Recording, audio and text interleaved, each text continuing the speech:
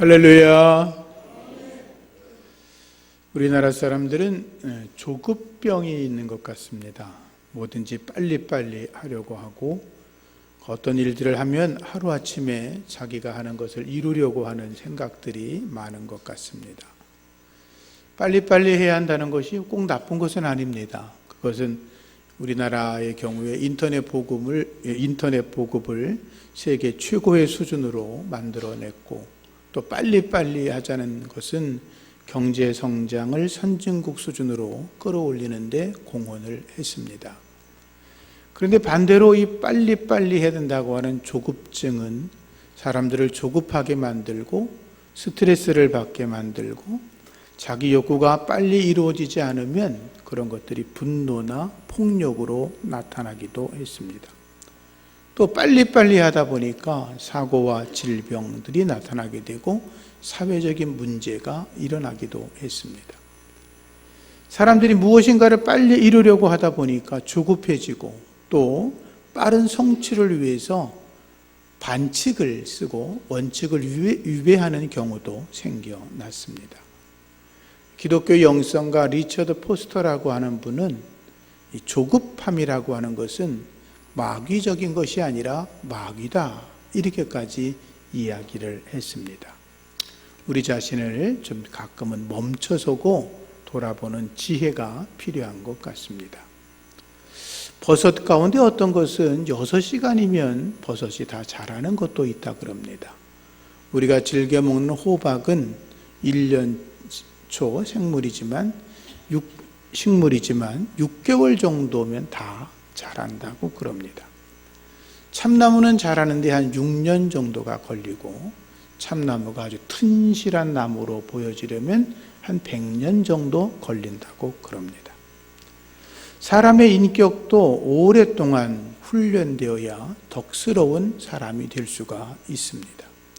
예수를 믿어도 하나님의 거룩한 백성이 되려면 오랜 동안 훈련을 받아야 하는 것입니다. 요셉은 정금과 같이 쓰임받기 위해서 하나님께서 그를 13년 동안이나 노예 생활로 그리고 감옥 생활을 통해서 그를 훈련시키십니다. 모세는 하나님이 쓰이시기 위해서 40년 동안이나 광야에서 하나님이 그를 연단시키십니다. 모세 옆에서 언제나 모세를 위해서 헌신했던 여호수아는 모세의 시종으로 40년 동안이나 헌신을 했습니다. 하나님께서는 존귀하게 쓰기로 작정하면 할수록 그들을 오랫동안 연단하시고 훈련시키는 걸 볼 수가 있습니다. 저와 여러분들은 하나님의 자녀입니다. 우리가 예수를 나의 주로 고백하는 순간 성령의 은혜로 우리는 하나님의 자녀가 됩니다. 예수님을 나의 주로 고백하면 그때 거듭났다고 이야기하고 중생했다 그러고 다시 태어났다라고 이야기를 합니다. 그러나 그 다시 태어난 그 사건은 영적으로 어린아이고 갓난아기에 불과할 뿐입니다. 이제 막 예수를 믿고 구원받은 백성들이 하나님 안에서 성숙한 백성으로 살아가려면 오랜 시간 동안 훈련하고 연단하고 거룩한 습관을 만들어가야 되는 것입니다. 하나님은 저와 여러분들에게 말씀하지요. 내가 거룩하니 너희도 거룩하라 라고 말씀을 하셨습니다. 우리가 사실 그런데 하나님처럼 거룩할 수 있나요? 평생을 예수 믿어도 하나님의 거룩에 이르지 못할 것입니다. 거룩에는 지름길이 없습니다. 그래서 우리가 날마다 기도해야 하는 것입니다. 날마다 말씀을 읽고 묵상해야 하는 것입니다. 예수님이 바로 그러한 거룩한 영적인 습관이 있었던 것처럼 우리도 하나님 안에서 늘 믿음의 삶을 살아가면서 하나님의 거룩에 이르기 위해서 주님처럼 기도해야 되고 예수님처럼 말씀을 묵상해야 되고 예수님처럼 우리도 전도하고 감사하고 사랑할 수 있어야 합니다. 지난주 부족했던 제가 기도 생활 훈련 받았던 이야기를 말씀을 드렸었습니다. 제가 하나님 앞에 부름을 받고 주님의 일로 쓰임 받으면서도 성경을 제가 많이 알지 못했습니다. 누가 물어보면 대답을 하긴 했지만 정말로 깊은 영성을 갖은 그런 모습이 너무나 많이 부족했습니다. 그래서 성경을 늘 부지런히 읽게 되었고 말씀을 깊이 묵상하는 훈련을 하게 되었습니다. 그리고 하나님의 말씀을 가르치는 곳이 있다면, 말씀의 훈련을 받을 수 있는 곳이 있다면 어디든 찾아가서 말씀을 배우고 공부하고 읽고 묵상했습니다. 성경과 친밀해지는 습관을 부지런히 만들기 시작했습니다. 성경을 읽으면서 하나님의 뜻을 분별하게 되었고, 성경을 읽다 보면 시편의 다윗이 하나님의 말씀은 송이꿀보다 더 달다라는 표현이 나오는데, 저는 성경을 읽을 때마다 도대체 성경은 송이꿀이 아니라 성경은 읽으면 읽을수록 어디에 부딪히는 것 같고 어려운 것 같고, 그러다 보니 읽다 보면 졸리고 그런 일들이 많이 있었습니다. 그런데 하나님의 말씀을 부지런히 읽고 묵상하고 계속 반복하면서 습관이 들여 만들어지는데, 어느 순간에 하나님의 말씀이 송이꿀보다 더 달다는 걸 제가 체험하게 되었습니다. 하나님의 말씀이 이래서 송이꿀보다 더 달다고 하는 거구나. 어느 날은 성경을 읽는데 하나님의 은혜가 마치 파도가 막 밀려들어오면서 해안가를 덮치는 것처럼 하나님의 말씀의 은혜가 제 가슴 속으로 막 쳐들어오는 그런 느낌을 경험하게 되었습니다.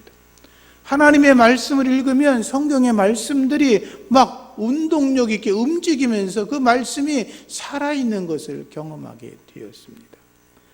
그러한 은혜를 받게 되면서 성경에 대한 읽는 습관, 묵상하는 습관, 공부하는 습관, 이런 것들이 더 생기게 되었고, 하나님의 말씀은 제 영적인 삶의 습관을 만들어내는 은혜가 되었고, 또 그 말씀 묵상의 훈련을 통해서 하나님의 말씀을 전하는 설교의 밑거름과 원동력이 되었습니다. 사랑하는 성도님들, 우리가 하나님의 말씀으로 무장해야 될 줄로 믿습니다. 말씀으로 충만해지고 성령으로 충만해지기를 축복합니다. 하나님의 말씀으로 충만해졌다는 것을 성령 충만이라고 이야기합니다. 성령의 충만함은 두 가지로 나타납니다. 하나는 외적인 능력으로 나타납니다. 성령 충만하면 기도하는 것이 능력으로 나타납니다. 귀신을 명하면 귀신이 도망갑니다. 성령 충만해서 병든 사람을 위해 기도하면 하나님이 그의 기도를 들으시고 병든 자도 고쳐내십니다. 성령 충만하면 기사와 능력이 그를 통해 나타납니다. 그걸 외적인 능력이라 그럽니다. 여러분들이 하나님의 사람이 되고 기도로 충만하고 말씀으로 충만해서 성령의 외적인 능력이 나타나기를 축복합니다. 그러나 성령의 충만함은 우리 안에 내적인 열매로 맺히게 됩니다. 그걸 말씀 충만이라고 그럽니다. 내 안에 하나님의 말씀이 충만해지고 그 말씀의 능력으로 내가 무장이 되고 하나님의 말씀이 성령의 검이 되어서 나를 정결하게 하고 나를 성결하게 하고 나를 죄와 상관이 없게 하고 세상을 극복하게 되고 마귀와 싸워 이기게 하는 것입니다. 우리 안에 성령의 열매가 맺히고 하나님의 성품을 배워가는 것, 그것이 바로 말씀 충만이고 성령의 내적인 능력이라고 그럽니다. 사랑하는 성도님들, 성령 충만하기를 바랍니다. 말씀으로 충만하시기를 축복합니다. 하나님께서는 저에게 하나님의 말씀을 저에게만 그렇겠습니까? 우리 모두에게 하나님의 말씀을 마음판에 새기라고 말씀하셨습니다. 하나님의 말씀이 우리들의 마음판에 새겨져야 합니다. 하나님 말씀하십니다. 이 율법책을 내 입에서 떠나지 말게 하며 주야로 그것을 묵상하여 그 안에 기록된 대로 다 지켜 행하라. 그리하면 내 길이 평탄하게 될 것이며 내가 형통하리라 라고 말씀하셨습니다. 하나님의 말씀을 주야로 묵상하라는 것입니다. 죄송한 얘기입니다만 여러분들 중에 성경을 많이 읽으시는 분들이 계십니다. 너무나 잘하시는 것입니다. 그런데 성경을 읽었는데 무슨 말인지를 몰랐다.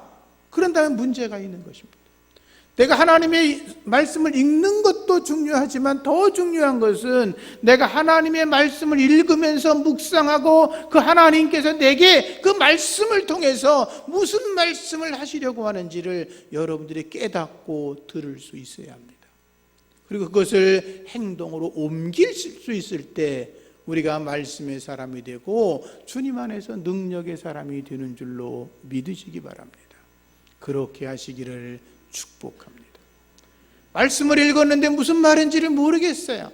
묵상하는 방법이 어떻게 되는지를 모르겠어요. 그러면 목사님들에게, 교육자들에게, 주변에 나보다 하나님 말씀을 깊이 보는 분들에게 배워서 말씀을 묵상할 수 있는 거룩한 영적인 사람이 되기를 부탁을 드립니다. 하나님은 우리에게 말씀하십니다. 저도 그랬습니다. 힘들고 어려워할 때 하나님이 그렇게 말씀하셨습니다. 두려워하지 마라. 내가 너와 함께하고 있다. 놀라지 마라. 내가 너의 하나님이 아니냐. 하나님이 내가 너를 붙잡고 있는데 무슨 걱정을 하느냐, 그 말씀이죠. 내가 너를 굳세게 하리라. 참으로 너를 도와주리라. 참으로 나의 의로운 오른손으로 너를 붙들리라 라고 말씀하셨어요. 하나님이 붙잡아 주시면 흔들릴 이유가 없죠. 하나님이 붙잡아 주시면 방황할 이유가 없죠. 하나님이 붙잡아 주시면 우리의 길이 안전하고, 하나님이 붙잡아 주시면 우리의 길에 거침이 없을 줄로 믿습니다. 믿음으로 승리하시기를 축복합니다. 인생의 갈림길에 있을 때, 제가 목회하면서 어려운 게 결정을 해야 될 때 하나님께서 제게 말씀을 하셨습니다. 네 길을 여호와께 맡겨라. 그를 의지하면 저가 이루시고 내 공의를 정오의 빛같이 나타내시겠다고 말씀을 하셨습니다. 하나님 말씀하십니다. 너희들의 모든 길을 나에게 맡겨라 라고 말씀합니다.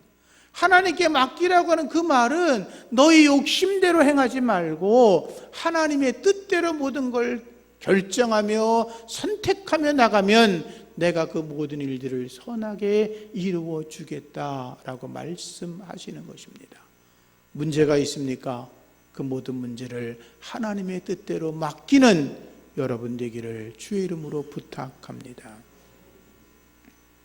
제가 목사니까 어렸을 때, 더군다나 전도사, 초년병 목사였을 때, 지금도 많이 부족하지만 목회 역량이 굉장히 부족할 때가 많이 있었습니다. 아니, 지금도 항상 그렇습니다. 근데 그때 하나님이 저에게 어렸을 때 말씀하셨습니다. 내 연소함을 업신여기지 못하게 해라. 말과 행실과 사랑과 믿음과 정절에 있어서 믿는 자들에게 본이 되라 라고 하십니다. 믿음의 삶의 터전에서 모든 것에 본이 되어져야 흔들리지 않는다는 것입니다. 세상의 모든 사람들이, 또 교회 안에서 많은 사람들이 이러한 말 저러한 말로 너를 공격하고 쓰러뜨릴 수도 있지만, 그러나 주의 말씀 앞에 서서 말과 행실과 사랑과 믿음과 정절에 있어서 본이 되는 삶을 살아가려고 노력하라고 주님이 말씀하고 있는 거죠. 그리고 말씀하십니다. 너는 예수 그리스도의 장성한 분량에 이르기까지 포기하지 말고 쉬지 말고 끊임없이 영성을 개발하라고 말씀하십니다. 믿음이 조금 자라고 목회가 조금 여유로워지고 자유로워지니까 하나님 말씀하십니다. 성령의 열매를 맺어라. 사랑과 희락과 화평과 오래 참음과 자비와 인내와 그리고 양선과 충성과 온유와 절제 열매를 맺으라고 말씀하십니다. 주님이 또 말씀하십니다. 너희가 목회자로, 아니 하나님의 거룩한 백성들이 하나님을 닮아가려면, 예수의 마음을 품으려면 신의 성품을 가져야 한다. 믿음의 덕을, 덕의 지식을, 지식의 절제를, 절제의 인내를, 인내의 경건을, 경건의 형제 우애를, 그 위에 사랑을 더해야 된다고 말씀하십니다. 우리의 믿음의 삶에는 끝이 없습니다. 살아있는 동안 우리는 날마다 예수의 성품을, 하나님의 성품을 담고 우리 안에 주의 말씀으로 충만하게 해야 할 줄로 믿습니다. 우리가 때로 믿음의 생활할 때 어려울 때가 있습니다. 경제적으로도 어렵고 모든 상황이 힘들고 지칠 때가 있지요. 그때 주의 말씀에 위로받으시기 바랍니다. 바울이 그러지 않았습니까? 내가 비천에 처할 줄도 알고 풍부에 처할 줄도 알고 있다. 내가 모든 일, 배부름과 배고픔, 풍부와 궁핍에서도 처할 수 있는 일체의 비결을 배웠다라고 이야기합니다. 그러면서 말씀하죠. 바울이 내게 능력 주시는 분 안에서 나는 모든 것을 할 수 있다라고 하였습니다. 여러분, 하나님 붙잡으시기를 축복합니다. 예수님 붙잡기를 축복합니다. 그분이 주시는 능력으로 어떠한 어려움도 이겨나가시기를 주의 이름으로 부탁합니다. 염려가 될 때가 있지요. 저도 그렇습니다.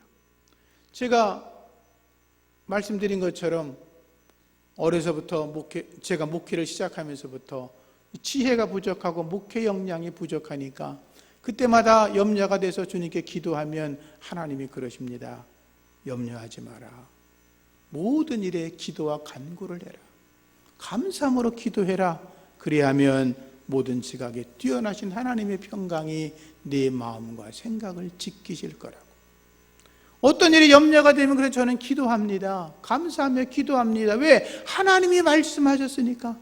오랜 기도가 지나면 하나님이 제 마음속에 샘솟는 듯한 거룩한 평강과 은혜를 주시는 줄로 믿습니다.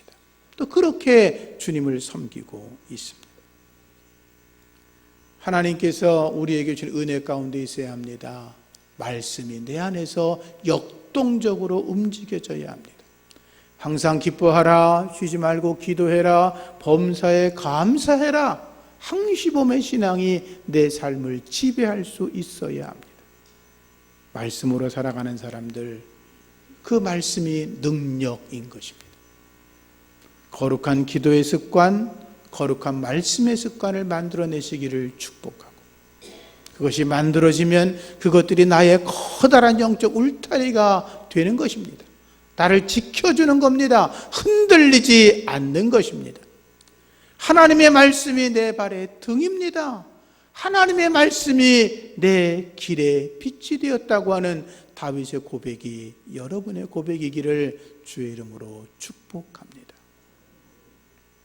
예수님은 말씀의 덩어리였습니다.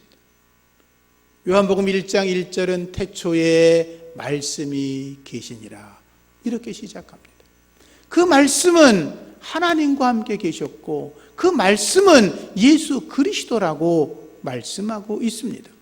예수님은 말씀 그 자체이셨습니다. 우리가 예수님을 닮아가려면 하나님의 말씀으로 충만해야 하는 것입니다. 생각만 가지고 따라가는 게 아니라 그분을 닮기 위해서 말씀을 부지런히 읽고 묵상하고 말씀 속에 예수님이 어떤 분이셨는지를 자꾸 내 삶 속에 부딪히게 적용을 해야 내가 주님을 닮아갈 수 있는 것입니다. 예수님은 성경대로 이 땅에 오셨습니다. 예수님은 성경대로 이 땅에서 살아가셨습니다. 예수님은 성경대로 십자가에 달려 죽으셨습니다. 예수님은 성경대로 무덤에 묻히셨고 성경대로 부활하셨습니다. 예수님은 성경대로 승천하셨고 예수님은 성경대로 다시 오실 줄로 믿습니다. 주님은 말씀 자체이셨습니다. 그래서 그분은 세상에 오셔서 말씀으로만 역사하십니다. 여러분, 오늘 본문의 이야기가 그런 것 아닙니까? 예수님이 공생의 사역을 시작하려고 할 때 마귀가 예수님을 시험하고 유혹합니다. 40일 동안 굶으셨습니다. 여러분, 40일 굶어보신 분 계십니까?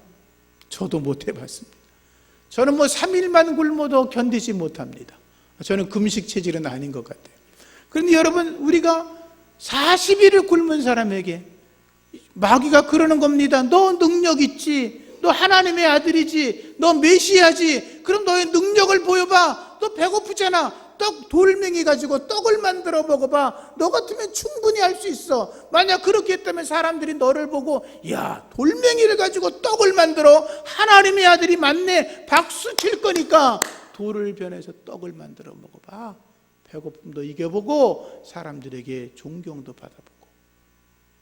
예수님은 마귀의 유혹인 걸 알았습니다.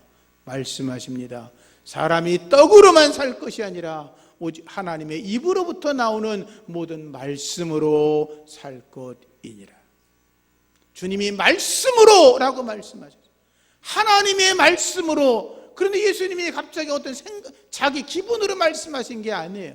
그 말씀은 구약 성경 신명기에 기록된 말씀이에요. 신명기 8장 3절에 있는 말씀을 예수님이 이미 머릿속에 암기하고 계시다가, 암송하시다가 마귀가 역사하니까 그 말씀이 튀어나온 거예요. 그리고 말씀하신 거죠. 사람이 떡으로만 살 것이 아니라 하나님의 입으로부터 나오는 모든 말씀으로 살아야 된다.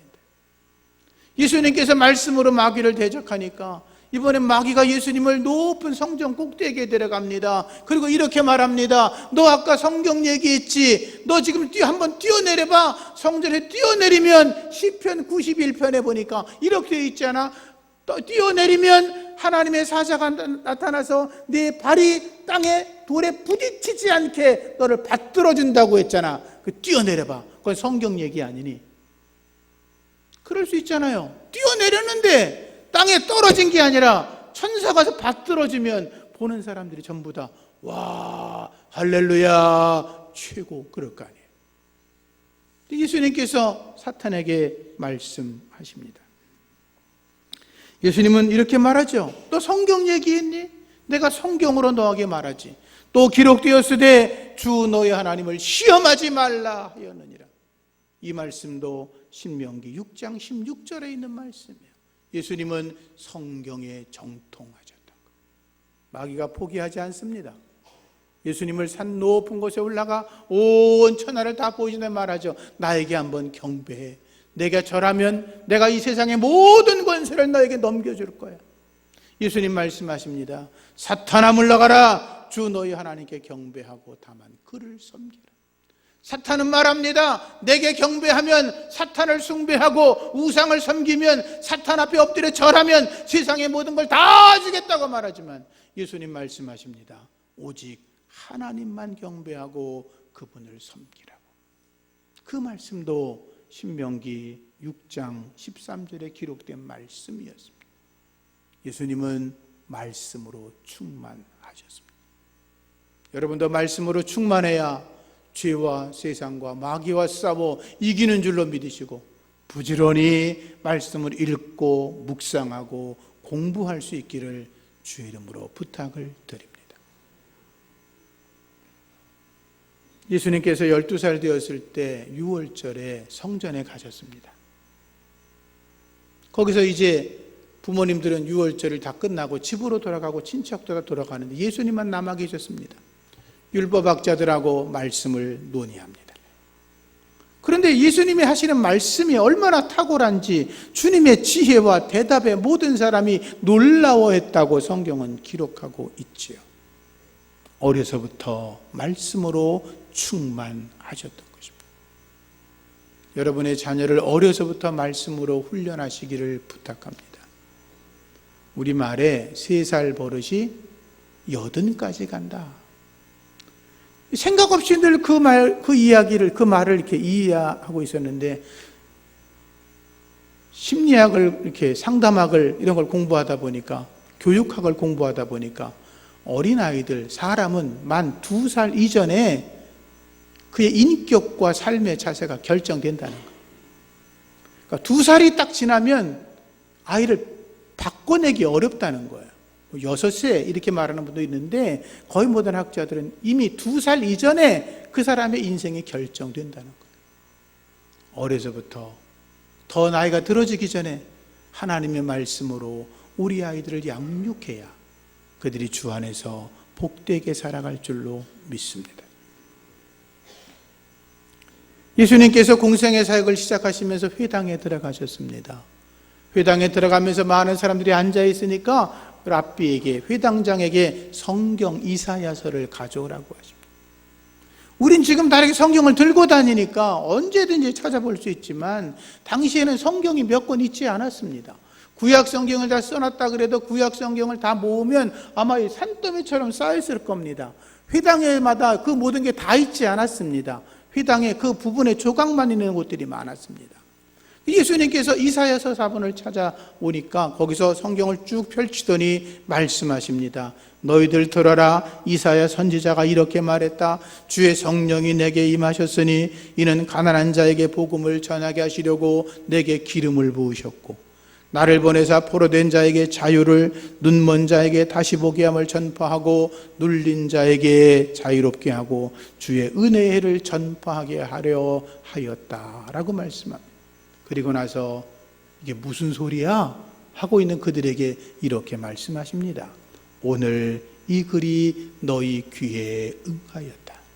무슨 말이냐면 이사야 선지자가 예언한 이 거룩한 축복의 말씀이 이루어졌는데 그 말씀에 예언된 자가 바로 나라고 주님이 말씀하시는 거예요.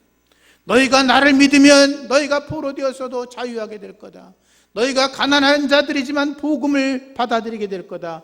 너희가 눈이 멀었어도 앞을 보게 될 거다. 영안이 열려질 거다. 그리고 너희들이 눌려있느냐? 죄에서 눌려있는 게 아니라 주의 말씀으로 영적으로 자유롭게 될 거라고 말씀을 선포하시면서 바로 그 일을 행할 자가 나라고 말씀을 하셨습니다. 우리 주님은 말씀이셨습니다. 예수님께서 사역을 하고 있는데 바리새인들이 예수님을 시기하죠. 찾아와서 묻습니다. 예수님, 율법 중에 어느 게 제일 큰가요? 대답 좀 해보시죠. 예수님이 거침없이 말씀하십니다. 네 마음을 다하고 목숨을 다하고 뜻을 다하여 주 너희 하나님을 사랑하라. 둘째는 이것이니 네 이웃을 네 몸과 같이 사랑하라. 이것이 율법과 선지서의 강령이니라. 바리새인들은 수많은 율법을 쪼개서 수많은 것으로 이야기를 했는데 예수님은 성경의 율법의 모든 이야기는 두 개다. 하나님을 사랑하고 이웃을 사랑해라. 그 뒤로 바리새인들은 주님 앞에 질문을 감히 하지 못했습니다. 한 번은 예수님께서 거꾸로 바리새인들에게 물었습니다. 너희들이 기다리는 메시아 그리스도는 누구의 자손으로 오느냐? 그거 예수님 다윗의 자손으로 오지요. 예수님 그랬습니다. 다윗의 자손이라고?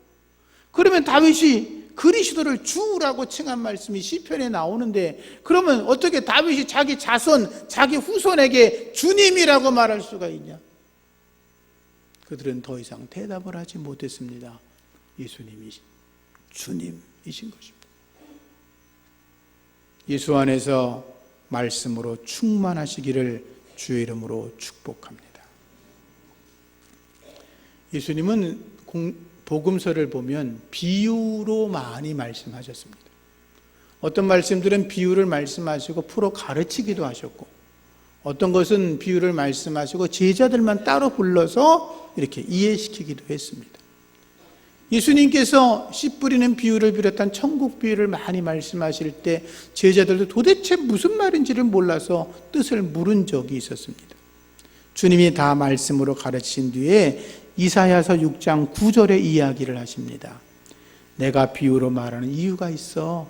그들이 들어도 무슨 말인지를 모르고 보아도 무슨 건지를 알 수 없도록 내가 하려고 일부러 말한 거야 라고 하십니다.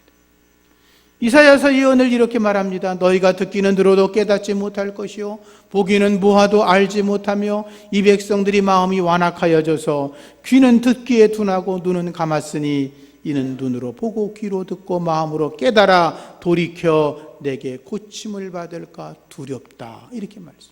무슨 말이냐면 이사야 시대의 이스라엘 백성들이 하나님의 말씀을 아무리 가르쳐도 듣지 않았어요. 표적을 보여줘도 믿지 않았어요.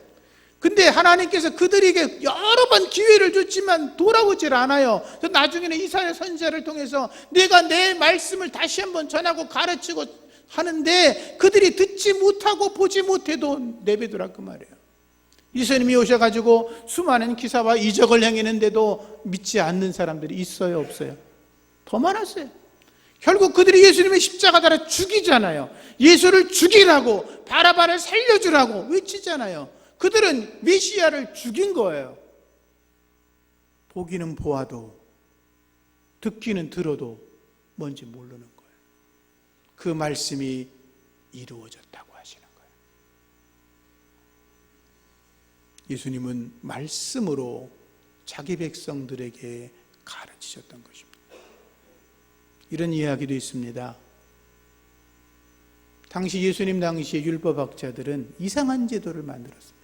고르반이라는 것입니다. 고르반은 하나님에게 드리려고 약속했다 그 말이에요. 이런 거죠. 제가 부모님을 모시고 있습니다. 부모님을 모시려면 돈도 들고 여러 가지 살림도 필요할 때 해드려야 되고 용돈도 드려야 되고 해야 될 게 얼마나 많아요. 가끔 모시고 여행도 해야 되고 식사도 대접해야 되고. 근데 유대인들이 그게 귀찮잖아요. 혹시 여러분 중에도 그런 분이 계실런지 모르겠지만 그런 분도 있거든요. 그러니까 이 사람들이 어떻게 머리를 썼냐 하면 내가 가진 모든 재산은 하나님에게 고르반했어 라 그러는 거예요. 하나님께 드렸어. 드릴 거야. 그런데 하나님께 약속을 했으니까 하나님에게 드리려고 약속한 것은 한 푼도 다른 데 쓸 수 없어. 우리 부모님에게 쓰는 것도 쓸 수 없어. 예외가 있을 수 없지 라고 말을 하면서 부모님들에게 불효하는 거였어요. 예수님의 그걸 보니 얼마나 기가 막혀요. 율법의 정신이 뭐예요? 내 부모를 공경하라는 거 아니에요. 부모를 공경하는 게 곧 하나님을 경외하고 예배하는 것인데 하나님을 예배하고 경외한다고 하면서 부모님께 불효하고 공경하지 않으니까 주님이 그들을 책망하시는 거예요. 성경에 기록했잖아요. 아버지나 어머니를 비방하는 자는 반드시 죽임을 당하리라. 골짜기의 새들에게 눈이 파먹힌다 그랬죠. 하나님의 말씀대로 하지 않고 자기들 멋대로 성경을 왜곡해가지고 고르반이라고 하는 이상한 것을 만든 그들을 주님이 책망하신 거예요. 여러분 말씀대로 살아가시기를 축복합니다. 부모를 공경하는 것이 하나님을 공경하는 것이에요. 예수님은 말씀으로 역사하셨습니다. 말씀의 능력으로 승리하셨습니다. 에베소서에 보면 성령의 검, 하나님의 말씀을 가지라 그랬죠. 하나님의 전신갑주를 내가 입고 손에 든 칼, 성령의 검은 하나님 말씀이에요. 여러분 적과 싸우는데 손에 칼이 없으면 어떡하겠어요? 피하고 도망만 다닐 거 아니에요. 공격할 수가 없잖아요. 마귀를 공격할 수 있는 유일한 무기는 하나님의 말씀이에요. 지금도 수많은 사이비 사람들이 성경 가지고 우리를 유혹하잖아요. 말씀의 능력이 없으니까 피하고 도망만 다니잖아요. 말씀의 능력으로 마귀와 싸워 이기시고 세상과 싸워 이기시고 죄를 물리치는 십자가 군병 되기를 축복합니다. 죄송한 얘기지만 이렇게 말하면 제가 건방진 얘기인지 모르겠어요. 하나님 이번 주도 제가 한 주간 동안 살아오며 죄를 많이 졌어요. 용서해 주세요. 그렇게 기도해야죠. 근데 평생을 그렇게 기도한다면 하나님이 기뻐하실까요?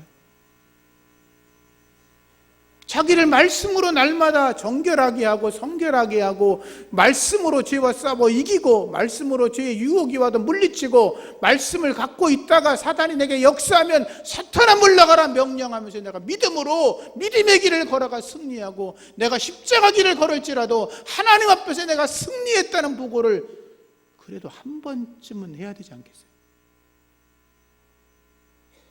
그렇지 않아요? 여러분들이 말씀의 사람이기를 축복합니다. 말씀의 사람. 기도해야 합니다. 예수님처럼. 말씀대로 살아야 합니다. 예수님처럼. 거룩한 습관을 들여야 합니다. 우리가 입으로는 말로는 하루에도 수천억 원을 법니다. 말로는 빌딩도 하루에 수만 개 지을 수 있습니다. 말로는 하루아침에 내가 대단한 사람이 될 수도 있어요. 말로는 내가 하나님 앞에 거룩한 자인 것처럼 살아갈 수 있습니다. 그러나 우리의 삶의 현실은 그렇지 않습니다. 기도의 습관을 만드시기를 축복합니다. 말씀의 습관, 거룩한 말씀의 습관을 만드시기를 축복합니다. 이럴 수 있어요. 아이, 목사님 이제 내 나이가 몇 살인데 그냥 살지요 뭐. 그럼 그렇게 살다가 죽어야 돼요. 근데 내가 남은 10년, 20년, 30년의 삶을 지금보다 더 하나님 앞에 가깝고 그분에게도 사랑받는 삶을 살아가려면 우리의 삶을 거룩하게 만들어가는 영적 습관이 길들여지기를 주의 이름으로 축복합니다. 하나님은 저와 여러분들을 사랑하십니다. 우리도 그분을 사랑하지 않습니까? 그 사랑하는 거룩함이 하나님 앞에 상달되기를 예수 이름으로 축복합니다. 하나님 감사합니다. 주의 말씀 우리를 충만케 하여 주옵소서. 우리 안에 성령의 검 하나님의 말씀을 가지고 죄와 세상과 마귀와 싸워 이겨내고 주님의 이름으로 정결해지고 거룩해지고 승리함을 얻는 하나님의 사람들 되게 하여 주시옵소서. 예수님 이름으로 기도합니다. 아멘.